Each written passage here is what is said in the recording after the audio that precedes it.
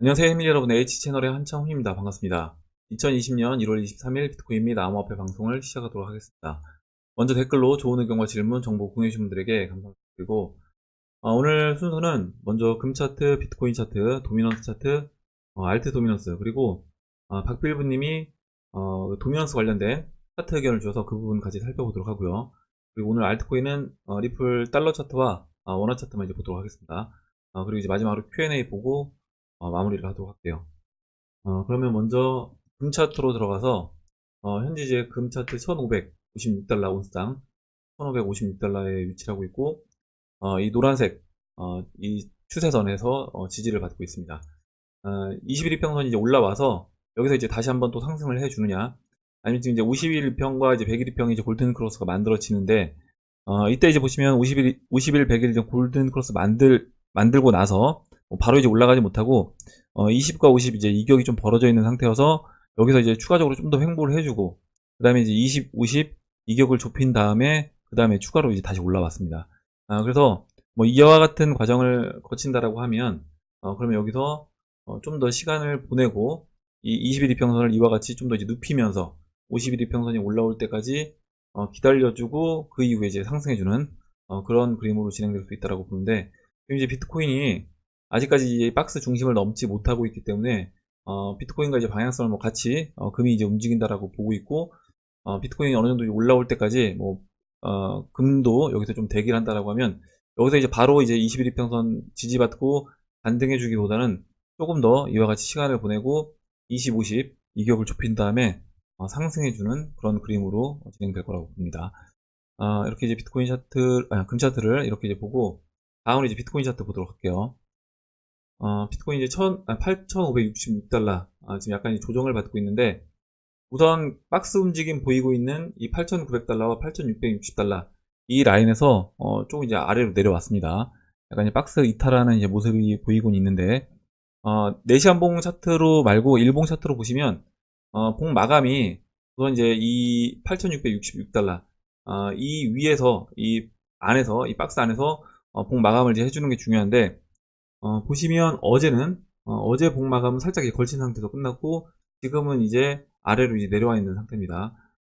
이때도 보시면 봉 마감은 이제 이 박스 안에서 이제 봉 마감이 됐지만 계속해서 이제 아래 꼬리는 달렸어요. 장중에 이제 아래 꼬리는 달렸고, 지금도 이제 이게 이제 아래 꼬리 다는 걸로 끝이 날지, 아니면 지난번에 그 이상민 님이 차트 의견 주셨던 것처럼 이 8,500달러 8,500달러를 잠깐 체크를 해보면 이 8,500달러 이 라인을 이제 여기 이제 윗골이 달렸던 이 라인인데, 이제 이 8,500달러에서 계속해서 아래 골이 달면서 반등은 줬습니다. 그래서 이 라인을 이제 확실하게 깨게 되면 그때 이제 이상민님 의견은 7,700 또는 7,450까지 이렇게 조정받을 수 있다, 이렇게 이제 의견 주셨고, 일단 여기까지 빠지게 된다는 얘기는 이 하락 채널 안쪽으로 다시 들어오는 거기 때문에 지금 상승장으로 돌아나가는 그런 모습이라고 하면 다시 이 하락 채널로 들어가는 경우는 이제 확률은 좀 낮지 않을까, 이렇게 생각합니다. 그러면 이 8,500달러를 지켜주는 선에서 만약에 이제 아래 꼬리가 달린다고 하더라도 그 선에서 이제 마무리가 되지 않을까, 단기 조정이 이렇게 마무리가 되지 않을까, 이렇게 생각을 하고, 지금 이제 21 이평선이 이렇게 이제 올라오고 있습니다. 그래서 올라오는 21 이평선을 지금 이제 기다리고 있다. 지금 이제 이 안에서 기다리고 있다, 이렇게 이제 보시면 돼요.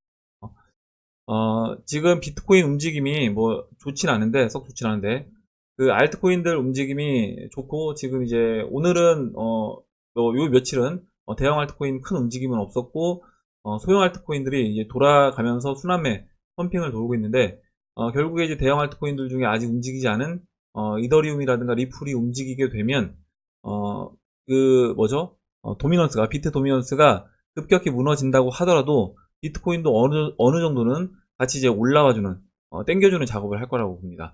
그러면, 비트코인도 여기서, 박스를 돌파하는, 그러니까 리플이 만약에 이제 우리가 예상했던 그림대로 어떤 급등하는 패턴이 나온다라고 했을 때, 그때 비트코인도, 도미넌스가 이제 무너진다고 하더라도 어느 정도 비트코인도 같이, 따라서 올라오는, 원래 이제 예전에 뭐 비트코인이 다른 알트코인들을 다 같이 견인해서 이제 상승량 만들고 이와 같이 진행됐다라고 하면, 이번에는 이제 알트장이 열린다라고 했을 때, 대형 알트코인들이 오히려 이제 비트코인을 약간 견인하는, 그런 역할을 할 수도 있다라고 봅니다. 그래서 이제 비트코인 차트는 일단 아직까지 좀 지켜봐야 될 것 같아요. 8,500달러를 뭐 깨는 그런 그림이 이제 나오지 않았기 때문에 아직까지는 그냥 요 며칠 이렇게 아래 꼬리 만들었던 그런 모습이다 라고 이제 보시면 될 것 같습니다. 이렇게 이제 비트코인 차트 설명을 드리고 다음으로 이제 도미너스 차트를 이제 보도록 할게요. 현재 67.3으로 이제 약간 상승을 해주고 있어요. 제가 이제 이 지지라인 그렸던 이 67.3을 기준으로 해서 약간 이제 위로 올라왔는데, 뭐 이 부분은 뭐 어제 엊그저께도 마찬가지로 이렇게 이제 윗골이 달리고, 이 지지라인 아래에서 이제 마감이 됐었습니다. 그래서, 지금도 마찬가지로, 이와 같은 이제 과정을 저는 이제 거친다라고 보시면 될 것 같고, 지금 도미넌스가, 이제 크게 좀 움직일 수 있는 위치에 와 있다라고 이제 보고 있는데, 제가 이제 어제 뭐라고 말씀드렸냐면, 이 67.3을 기준으로 위에서 이렇게 마감이 됐었고, 예전에 2017년도 3월달에요. 그리고 아래로 내려와서 한 3거래일 정도 시간을 보내고, 그 다음에 이제 크게 움직이는, 그게 이제 알트 도미넌스에서 이제 볼 수 있다. 그런 모습을. 알트 도미넌스 2017년도 이 3월달 급등이 나왔던 이 자리를 보면, 그와 같은 이제 모습을 볼 수 있다라고 했습니다. 이 얘기는 뭐냐면, 지금 그 도미넌스가 마치 이제 이 자리를 지키는 것처럼, 그러니까 이 자리가 잘 안 보일 것 같은데, 이 자리가 저항으로 오히려 다시 이제 만약 알트 도미넌스라고 하면 저항 맞고 이제 떨어질 것처럼, 비트 도미넌스라고 하면 지금 이제 이 자리에서 지지를 받는 것처럼 보여지지만, 결국에 이제 이 라인은 이제 이미 깨진 거다라고 이제 볼 수 있고, 깨졌다라고 하면 방향성이 이제 어느 정도 결정이 되고, 여기서는 이제 크게 아래로 이제 비트 도미넌스가 움직이는 그런 모습이 나올 거라고 봅니다. 지금 이와 같이 만들어주는 거는 아직까지도 어떻게 보면 이제 투자자들한테 비트코인을 선택할 것인가, 알트코인을 선택할 것인가, 그런 부분에서 혼동을 주게 만들고, 알트코인들 이제 뭐 소형 알트코인들 순환매 펌핑 나왔던 그런 알트코인들을 정리해서 비트코인으로 이제 가게끔 만들어준다라고 봅니다. 지금 만약에 이제 알트코인들 펌핑 나온 알트코인들을 매도를 한다라고 하면, 매도한 다음에 아직 올라가지 않은 대형 알트코인, 우리가 이제 투자하고 있는 뭐 리플이라든가 이더리움 이런 것들로 매수하는 게 저는 이제 바람직하다라고 보고 있어요. 왜냐면 이제 이번에는 이제 알트 시즌이 될 거라고 이제 보고 있기 때문에 그렇게 이제 보고 있습니다. 이 부분에서 박필부님이 차트 의견을 주셔서 그 부분을 이제 같이 보면서 이야기를 이제 나눠보도록 하겠습니다. 박필부님이 이 알트, 그러니까 비트코인 차트와 밑에 이제 알트 도미넌스, 그리고 맨 아래에 이 비트 도미넌스 이렇게 세 가지 차트를 이렇게 겹쳐서 이제 보여주는데요. 이 부분을 같이 보면서 이야기를 이제 나눠보도록 할게요. 첫 번째로 일단 현재 위치가 어디냐? 현재와 동일한 위치는 이 C파 조정 후에 2016년도 이때 A파, B파, C파 조정 후에, 그 다음에 이게 이제 1파인데 이 C파 조정 후에 횡보하고 있는 이 위치로 이제 보고 있습니다.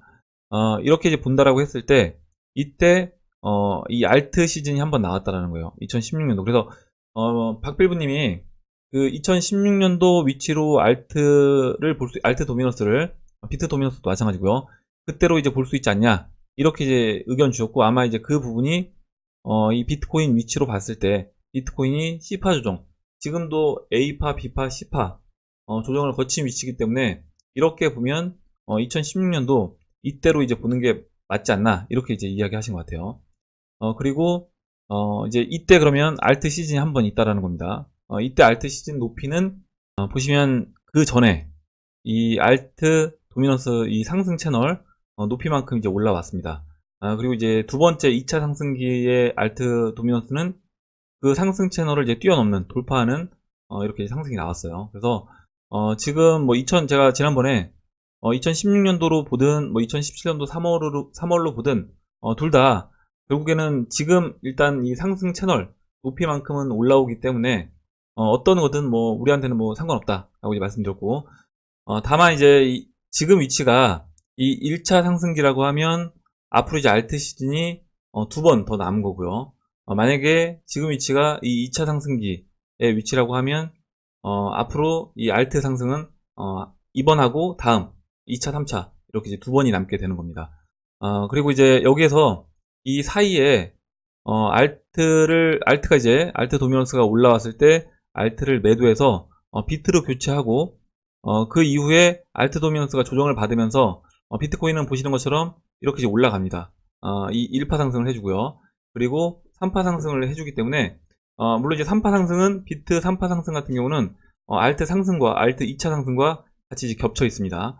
그리고 마지막으로 비트코인 이제 5파 상승, 5파 상승을 해줄 때 그때 알트는 조정을 받고 그 이후에 비트가 5파 상승 끝내고 마지막으로 알트가 한번 슈팅 해주고 그 다음에 이제 상승을 완전히 마무리를 하는데 지금 비트코인 위치로 봤을 때는 C파 위치로 보고 있기 때문에 그러면 이제 비트코인 같은 경우 앞으로 이제 5파 상승이 남아있고 비트코인 기준으로 한다라고 하면 알트코인도 마찬가지로 박빌브님이 이제 그려주신 것처럼 이렇게 이제 노란색 세 번의 상승이 있습니다. 그리고 그 세 번 상승하고 그 알트 시즌 나머지 이렇게 하얀 부분 같은 경우는 이제 비트코인이 상승해주는 그런 구간이기 때문에 이때는 이제 비트코인을 가져가고 다시 알트코인 교체, 비트코인 가져가고 알트코인 교체 이와 같이 한다라고 하면 우리가 물론 이제 이 고점에서 뭐 알트 딱 고점에서 전량을 매도하고 비트코인 매수하고 이렇게 할 수는 없겠지만 일정 부분 이제 분할 매도해서 알트가 좀 비싸다라고 판단됐을 때는 비트코인이라든가 현금으로 교체하고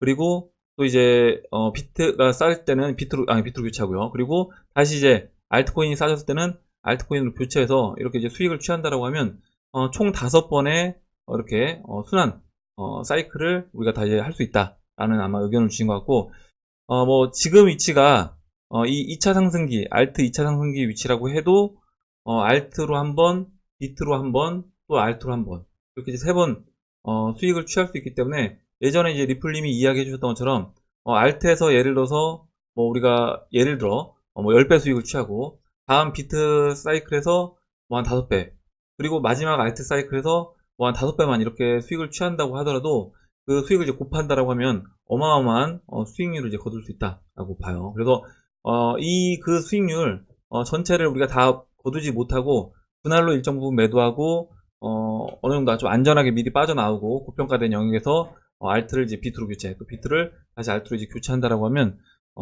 지금 이야기한 그 수익률을 다 거두지 못한다고 하더라도 다른 시장보다 주식시장이라든가 부동산 시장이라든가 이런 다른 시장보다는 훨씬 큰 수익을 거둘 수 있는 시장이라고 생각을 합니다. 이렇게 이제 박필부님이 좋은 내용 이제 올려주셔서 같이 봤고 한 가지 이제 질문을 해주셨어요. 박필부님 글에 온리리플님이 질문해 주셨는데 온리리플님이 질문해 주신 글을 보면 비트 도미넌스가 빠지면서 알트장이 3번 왔는데요. 첫 번째 1번부터 3번까지 알트장 기간이 며칠간 상승했는지 알 수 있을까요? 이렇게 이제 질문해 주셨고 제가 이제 알트 도미넌스 이 부분을 이제 보면서 잠깐 이제 말씀드리면 알트가 상승했던 그 기간은 길진 않습니다. 전체 이 시장에서 알트가 크게 움직였던 기간은 길진 않은데 첫 번째 그 2015년도 말부터 2016년도 초까지 이렇게 상승했던 기간은 보시면 이게 지금 일봉이에요. 68일 한 2달 정도 되고요. 두 번째 2017년도 3월부터 그때 이제 6월달까지 상승했던 기간은 보시면 한 100일 정도 3달 정도 상승을 했습니다. 그리고 2017년 연말 상승했던 기간은 알트면서 올라왔던 기간은 한 51거래일 그래서 뭐 51거래일도 안 될 것 같아요. 여기 이제 피크 찍었던 데는 한 달에서 한 3, 40일 정도 될 거라고 보시면 됩니다. 그러면 이렇게 이제 알트가 상승했던 기간은 이제 굉장히 좀 짧은데 이 알트 상승했던 기간은 지금 이제 이 모양이 어떻게 형성되느냐에 따라서 달라질 수 있다라고 이제 보시면 되고 지금 일단 이 패턴이 그대로 이제 반복된다라고 하면 지금 우리가 이제 예상해 볼 수 있는 건 이때처럼 한 2~3달 정도 알트 상승이 있을 수 있다. 앞으로 지금 이제 1월 23일인데 앞으로 2~3달 정도 알트 상승이 있을 수 있다라고 이제 보고 지금 우리가 이제 예상하는 그림은 비트코인 상승해주면서 알트코인도 이제 같이 올라가는 그림이죠. 근데 이제 알트가 훨씬 크게 상승을 해주는 그런 그림으로 비트코인 반감기 전까지 그런 한번 사이클이 올 거라고 이제 보고 있는데 그렇게 된다라고 하면 비트코인 그 이은님 의견은 비트코인 반감기 전 한 달 열흘 정도의 비트코인 같은 경우 이제 피크를 찍는다고 이제 의견 주셨고 그렇게 계산해 보면 한 3월 말쯤 해서 비트코인 고점 찍을 때 마찬가지로 알트코인들도 이번 알트 상승을 마무리를 할 거라고 봅니다. 그러면 이제 그 기간에 맞춰서 생각해 보면 한 3월 말까지 알트 상승이, 순환 상승이 있을 수 있다. 지금 이제 1월 말 거의 됐으니까, 앞으로 이제 2달 정도, 2달 한 열흘 정도, 알트 시즌이 펼쳐질 수 있다라고 봅니다. 그리고 이제 현재 위치도 이 정도 위치라고 하면, 이때 이제 아까 100일이라고 했잖아요. 그래서, 2달에서 많게는 3달인데, 3달까지는 안 될 것 같아요. 안 될 것 같고, 한 2달 정도, 상승이 있을 수 있다. 이렇게 이제 보시면 될 것 같습니다. 그리고, 이 상승 채널의 상단부까지 왔을 때는, 그때는, 알트를 비중을 저는 확실하게 줄여야 된다라고 보고 있어요. 그리고, 중간에, 이 상승 채널의 중반에서도 일정 부분, 줄일 수 있는 분들은 뭐 줄여도, 상관없다라고 봅니다. 무슨 얘기냐면, 이번 상승이, 만약에 이 상승 채널, 상단까지 오지 않고, 지금 우리가 이제 아까 비트코인 이 차트 박필부님 의견 주셨던 거에서, 좀 작은, 1차 상승기여서, 만약에 알트 상승이 우리가 예상했던 이 상승 채널의 상단부까지 오는 게 아니라, 같은 폭으로 오는 게 아니라, 만약에 뭐 채널 중반까지만 온다라고 하면, 그때는, 첫 번째, 1차 상승이 이런 식으로, 여기서 이제, 마무리가 되는 겁니다. 무슨 얘기냐면, 지금 이렇게 될 수도 있다라는 거예요. 이런 가능성도 있기 때문에, 이렇게, 여기까지 해서, 이런 식으로, 알트 상승이 있을 수도 있다라고 봅니다. 이게 이제 첫 번째, 사이클 해서, 이게 이제 만들어지고, 그 다음 이 모습, 아까 이제 2차 상승, 3차 상승이 이와 같이 그 이후에 연결되는 그런 그림으로도 이제 진행이 될 수 있다라고 보고, 이거는, 그럼 이제 이걸 어떻게 우리가 알 수 있느냐라고 하면, 저는 이제 리플 사이클, 리플 상승 사이클이 어떻게 우리가 이제 예상하고 있는 그 그림대로 진행이 된다라고 하면, 지금 이 자리로는 좀 부족하다라고 봐요. 무슨 얘기냐면, 우리가 이제 리플 1파, 2파, 3파가 이번에 이제 만들어질 거라고 보는데, 그 리플 3파가 만들어지는 위치가 적어도 이제 뭐 15달러에서 뭐 20달러 이 정도로 보고 있기 때문에, 리플이 그 정도까지 올라간다라고 하면, 도미넌스는 이 중반에서 멈추지는 않을 거라고 봅니다. 그래서 이 확률은 굉장히 좀 전 낮게 보고 있는데, 그래서 제가 지난번에 이제 말씀드렸던 거 뭐냐면, 적어도 이번에는 일단 기존의 이 상승 채널 폭만큼 오는 그림으로 이제 진행될 확률이 높고, 이거 아니면 이 상승 채널을 뛰어넘는 그런 그림으로도 진행이 될 수 있다. 그렇게 이제 보고 있습니다. 그래서 이것보다는 아까 이제 말씀드렸던 첫 번째, 이와 같은, 이게 이제 이 패턴이 그대로 이제 반복되는 그런 그림으로, 도미넌스 설명이 좀 약간 복잡해진 것 같기도 한데, 뭐 복잡하게 생각하실 건 없고, 여러 가지 이제 경우의 수가 있을 수 있다라고 이제 말씀드리면서 여러분들 헷갈리실 수도 있을 것 같아서, 일단 우리가 이제 계획했던 대로 XRP 올라갈 때 1파 상승, 그리고 뭐 3파 상승, 예상했던 대로, 계획했던 대로 그렇게 이제 매도를 해 나간다라고 하면, 그 자리가 이 그 알트 도미넌스 상승 채널의 중반, 또는 이 알트 도미넌스 상승 채널의 상단부가 이제 저는 될 거라고 봅니다. 그래서 우리가 계획했던 대로 XRP든 뭐 이더리움이든 매도를 하게 되면, 우리가 그 알트 도미넌스 고점에서 어느 정도 분할로 매도하게 되면, 어느 정도 비트코인이라든가 현금으로 교체라는 작업을 하게 되는 거다. 이렇게 이제 보시면 될 것 같아요. 이렇게 이제 설명을 드리고, 다음으로 이제 그러면 리플 차트를 보겠습니다. 리플 달러 차트 오늘 이제 주봉을 설명을 드리려고 하는데, 지난번에 이제 박필부님이 의견 주셨던 부분이에요. 주봉에서 그 RSI를 놓고 봤을 때, 이 RSI 하락 쐐기 패턴을 벗어난 이후에 이렇게 크게 움직여줍니다. 그러면 이제 그때 우리가 박필부님이 의견 주셨을 때는 벗어나기 직전에 있었어요. 직전에 있었고 한 1월 6일 정도 되네요. 그래서 직전에 있었고, 지금은 보시는 것처럼 이 하락 쐐기를 돌파를 했습니다. 돌파했기 때문에 그렇다라고 하면 앞으로의 이제 그림은 이와 같이 진행될 확률이 높다라고 보고 있고, 아직까지 이 노란색 추세선을 벗어나지 못했습니다. 벗어나지 못했는데, 이 RSI가 돌파가 됐다는 얘기는 이 지금 노란색 추세선을 2017년도 3월달과 같이 돌파를 시키고 상승해 줄 확률이 크다, 이렇게 이제 보고 있고, 아까 이제 알트코인 그 알트 도미넌스 설명드릴 때 말씀드렸던 부분이 뭐냐면 이거예요.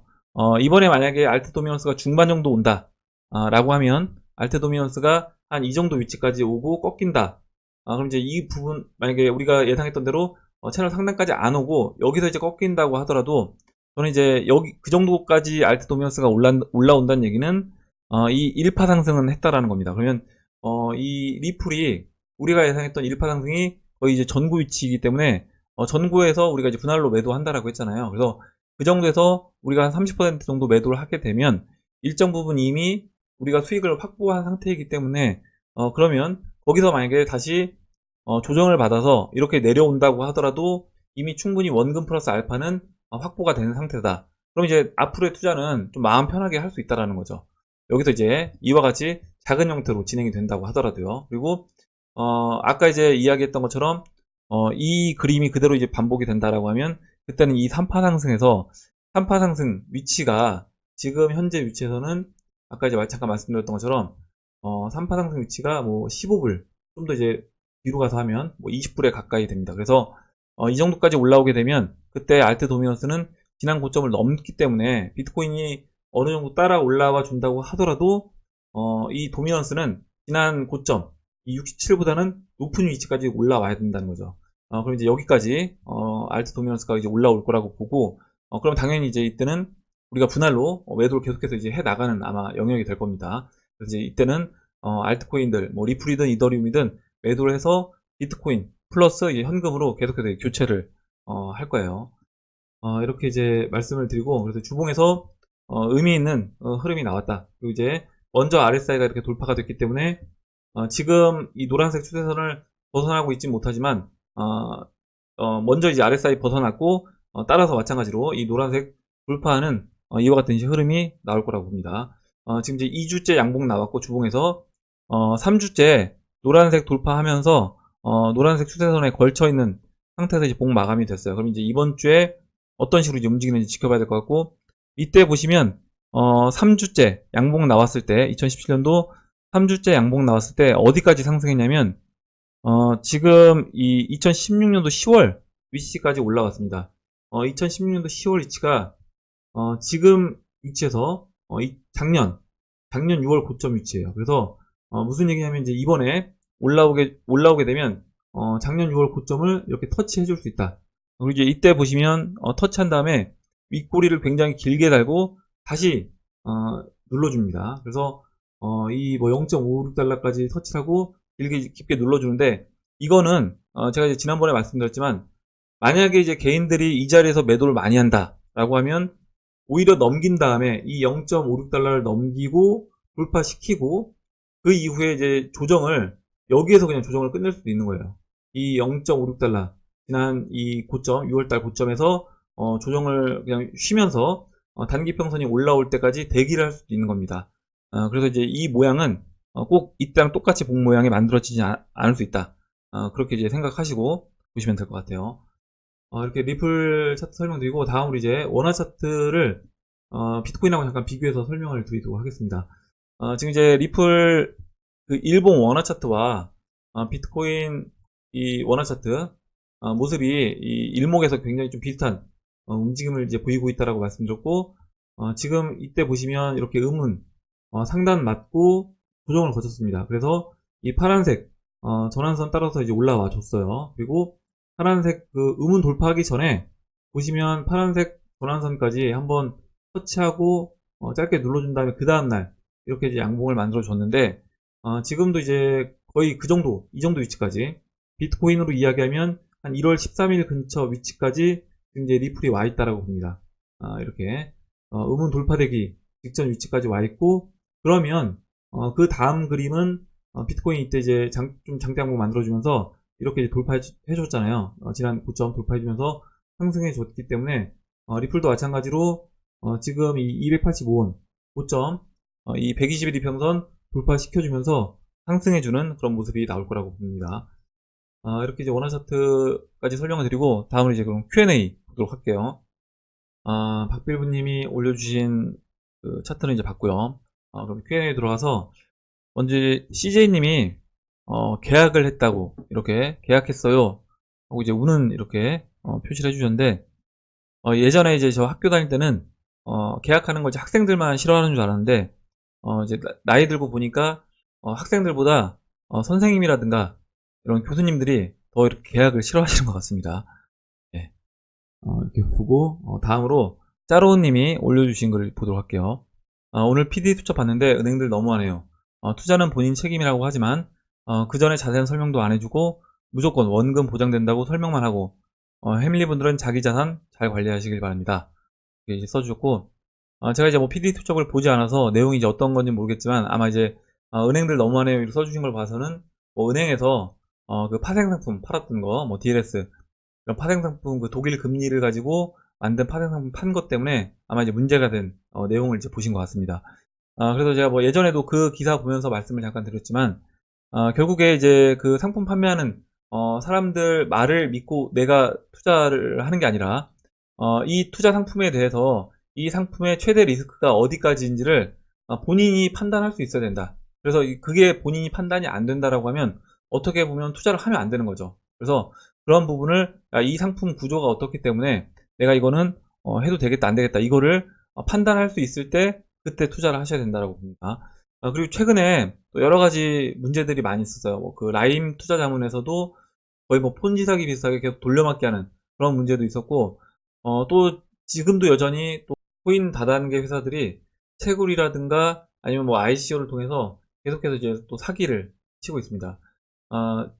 뭐 상승장 초입에 물론 이제 하락장일 때 뭐 당하면 그나마 좀 덜 억울하겠지만 상승장 초입에 여러분이 갖고 있던 뭐 비트코인 또 이제 알트코인들 대형 알트코인들 이런 것들을 정리해서 그런 데 들어가시게 되면 진짜 상승장에 다른 사람들 다 수익을 거두는데 오히려 나는 원금도 못 건지는 그런 상황이 이제 벌어질 수 있기 때문에 항상 조심하시기 바라고 2017년도 그 3월달 초에도 이렇게 이제 또 여러 가지 사기치는 회사들이 굉장히 많이 있었습니다. 제 주변의 지인들도 또 이제 피해를 본 분들도 계시고 지난번에 이제 흑우 공모전에서도 피해를 보셨다는 분들이 많이 계셨기 때문에 여러분들도 이제 그런데 넘어가지 마시고 여러분들이 처음에 이 시장 들어와서 계획했던 대로 그대로 이제 포트폴리오 끌고 가시면서 아까 이제 박빌브님이 이야기해 주신 뭐 그런 매매만 적절하게 해줘도 저는 훨씬 큰 수익을 거둘 수 있다. 거기서 뭐 다단계에서 현혹하는 그런 수익률보다도 훨씬 큰 수익률을 거둘 수 있다라고 봅니다. 네, 이렇게 말씀을 드리고 다시 한번 이제 당부 말씀을 드리고 다음 이제 MW님이 이번 주 대략 비트 도미너스 60.5, 알트 도미너스 39.5 예상합니다. 이렇게 올려주셨는데 아마 이제 제가 차트를 보니까 이 비트 도미너스 60.5라고 이야기해주신 이 위치가 월봉에서 이 20월선이 이렇게 돌아 올라오는 이 위치를 이야기해 주신 것 같아요. 이 20월 이평선이 현재 위치가 이렇게 돌아와서 올라온 위치가 60.38입니다.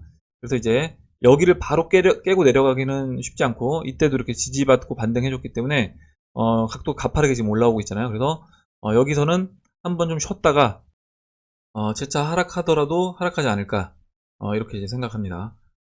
이렇게 이제 MW님이 의견 주신 부분 같이 봤고요.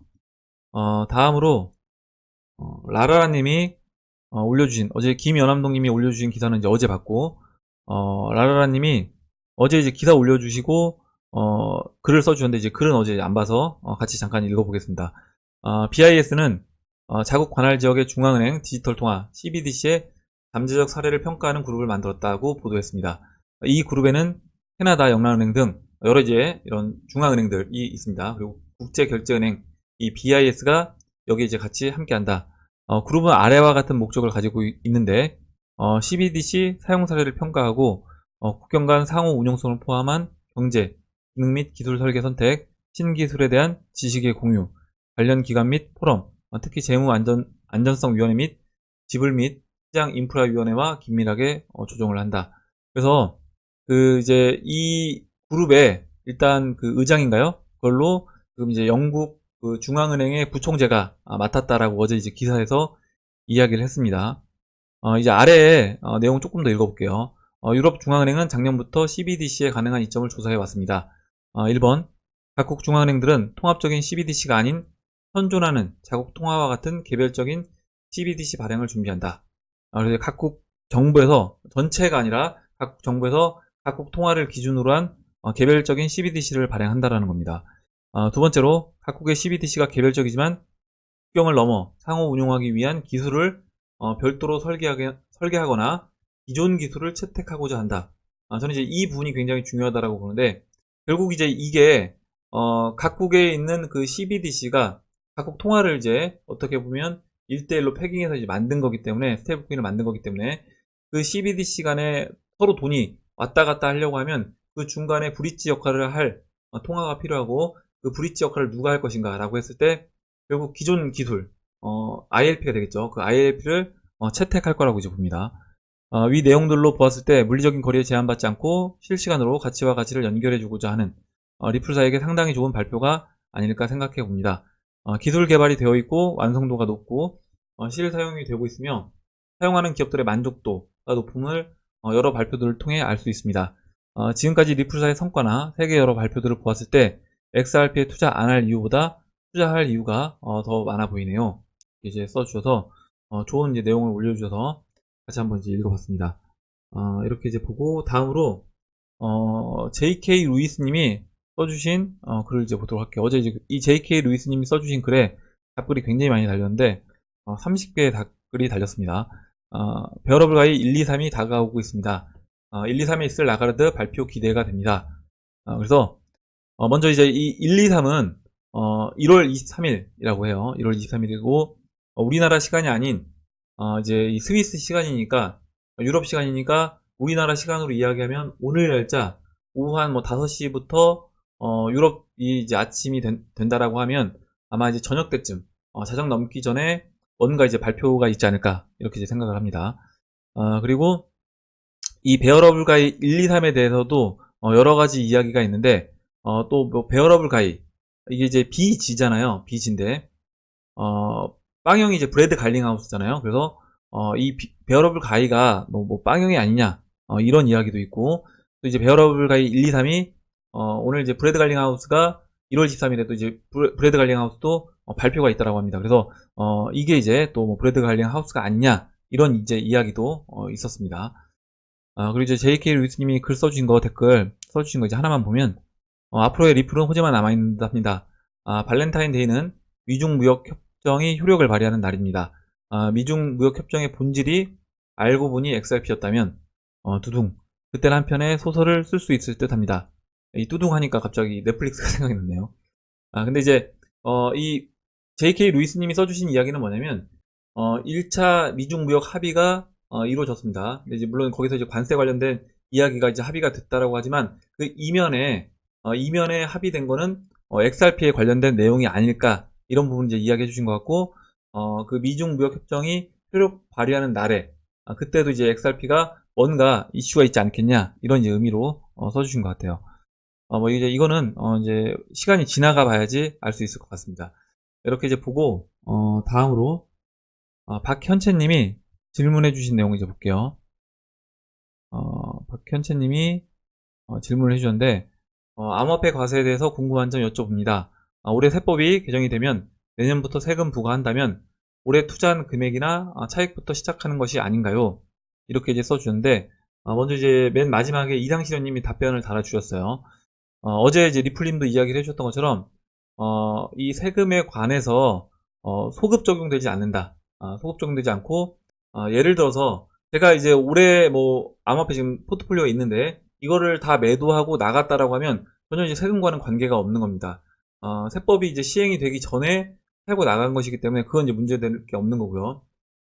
걱정하시는 것처럼 만약에 지금 이제 갖고 있는 예를 들어서 뭐 리플을 250원에 샀다가 나중에 리플이 뭐 1000원, 2000원 이렇게 갔을 때 그게 이제 내년 이후에 매도를 했다라고 하면 그거에 대한 세금을 어떻게 내는 거냐라고 하면 이 그 세법이 시행되는 날짜가 있을 때 그 날짜에 이제 기준 날짜를 정해 줄 겁니다. 그래서 그 기준 날짜에 암호화폐 거래소에 있는 어떤 뭐 보유 금액 그걸 기준으로 해서 평가를 할 거고, 그렇게 평가가 돼야지, 만약에 그렇게 평가가 되지 않고 예전에 들어갔던 걸 가지고 평가를 하게 되면 이분이 예전 그 금액이 손해인지 이익인지 뭐 알 수도 없고요. 그래서 아마 기준 날짜를 세법 시행에 맞춰서 기준 날짜를 정해주고 그 기준 날짜 그때 내가 내 암호화폐 거래소에 있는 돈 또는 그 이후에 수입되는 입금이 되는 그 돈들 가지고 기준을 세워서 나중에 이제 출금액이라든가 평가액을 기준으로 아마 세금을 부과할 거라고 이제 봅니다.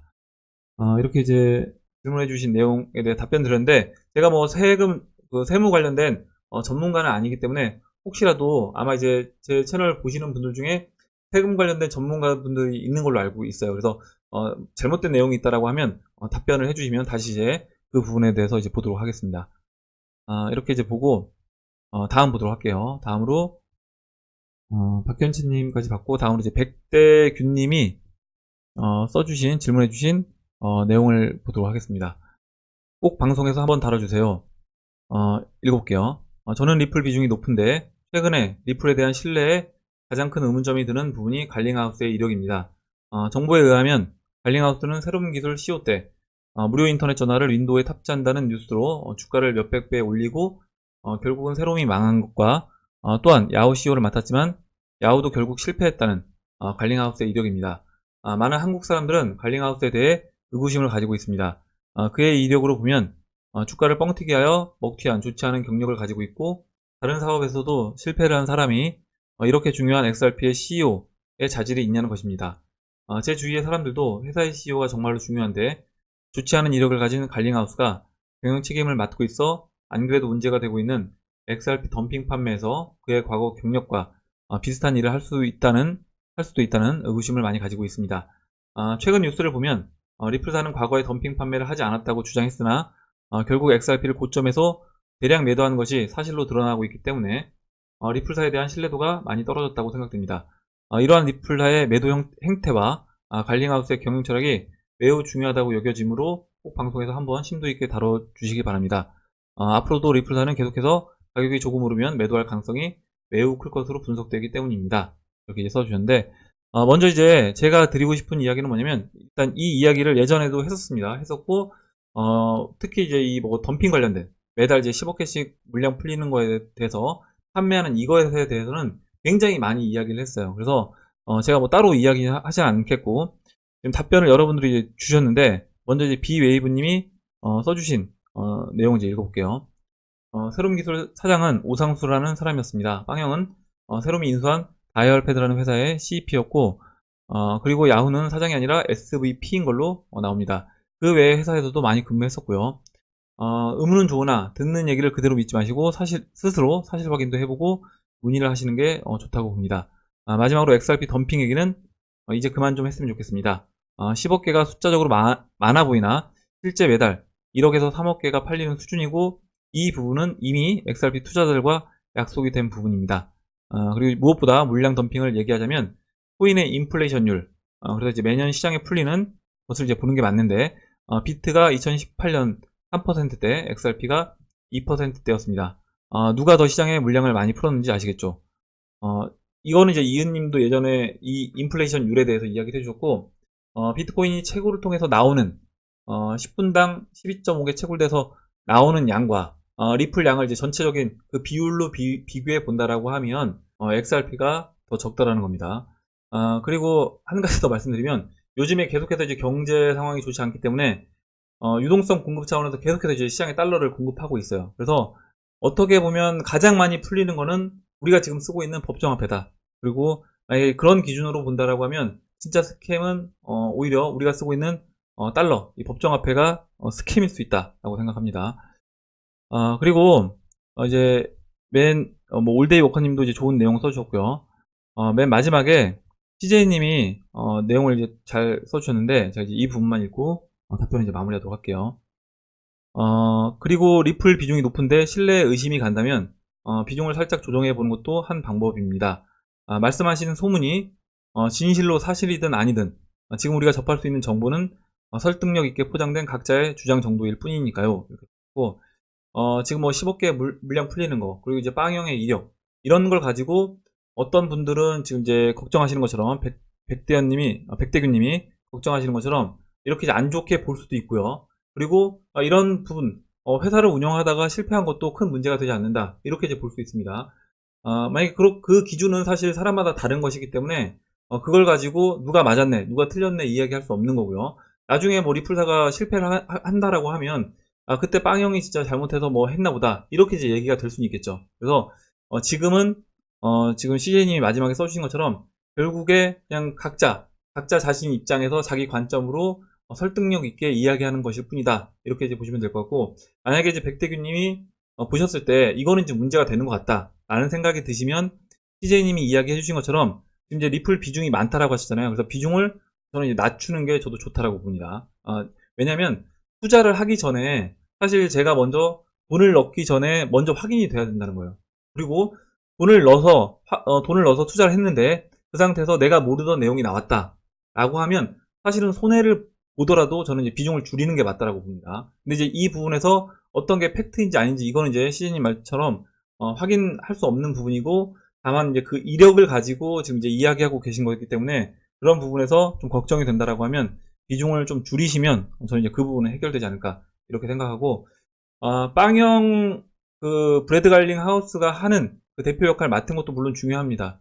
대표 역할 당연히 중요한데 그것보다도 리플사가 지금 하고 있는 각국 중앙은행들과 뭐 IMF와 이런 긴밀한 어떤 협력 관계를 맺으면서 하고 있는 일들, 네트워크 그 생태계를 계속해서 넓혀나가는 그런 일들을 보면 이게 과연 그 빵형 개인의 능력 가지고 얘네가 이렇게 확장을 해 나가느냐? 저는 아니라고 본다는 거죠. 빵형은 어떻게 보면 그냥 진짜 대표로서 앉혀 있는 거고 실제 그 리플사 일을 전체적으로 총체적으로 뭔가 일을 진행하는 그 저는 세력이 있다라고 보고 있고 그 세력이 있기 때문에 리플사가 지금 각국 중앙은행들과 이렇게 협력을 맺어가면서 일을 할 수 있다라고 봅니다. 이렇게 이제 말씀드리고 다음으로요. 한두 분만 더 보고 마무리를 하도록 하겠습니다. 먼저 이제 이상실현님이 세금 관련된 이야기를 해주는데 불소급의 원칙이 맞습니다. 삼성이 편법을 워낙 잘 써서 세금 탈루, 편법 증여 등 기상천외한 절세를 해왔기 때문에 우리나라가 이렇게 누더기 세법이 되었습니다. 일괄세를 주장하시는 학자도 계십니다. 하지만 형평성에 어긋나죠.